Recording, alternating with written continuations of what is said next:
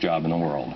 Tonight, I was telling my niece, I said, tonight I get to go home and say to my wife, I spent an hour with Martin Luther King Jr.'s niece, a rock legend and one of the smartest guys I've ever met.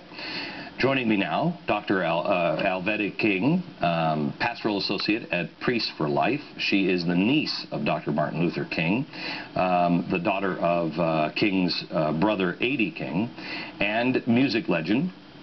This has never happened before. You keep your randy hands to yourself. This is our first date, Glenn. Music legend Ted Nugent. And then, joining us from Princeton University's McCormick Professor of Jurisprudence, Robert George. Wow. All right. So here's why I've collected you three.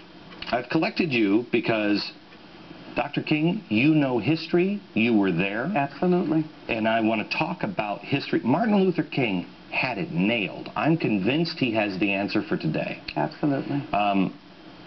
Nuge, you're here because you're an outspoken guy, and you're also, I think a lot of people to me would go, he's a gun nut. Have you noticed that? Yeah, I have noticed that.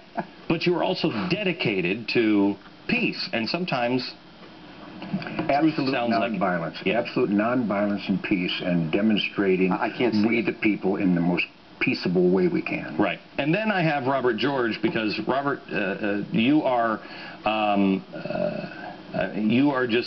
a guy that consults with presidents and popes and is a big thinker, and I thought you could also help kind of stitch all of this together so we could help the American people. So, well, thank you for inviting me onto the show, Glenn. You bet. Let me start with Dr. King. Do you see parallels between the 1960s and today? There are parallels between the 60s, Glenn, and now, because during the 1960s, people were being slaughtered, their lives were being taken, there was violence, greed, drugs were rising, just all of this. And my uncle was saying, you've got to come back to faith, hope, and love. Now, you get the Bible translation say faith, hope, and charity, faith, hope, and love. And he got that from his father, Daddy King. And he got that from his ancestors, you know. And so coming forth, you've got to love each other. You have to have faith. And you never lose hope. Even when things are really, really, really bad, there's always hope. So today, we have the same conditions.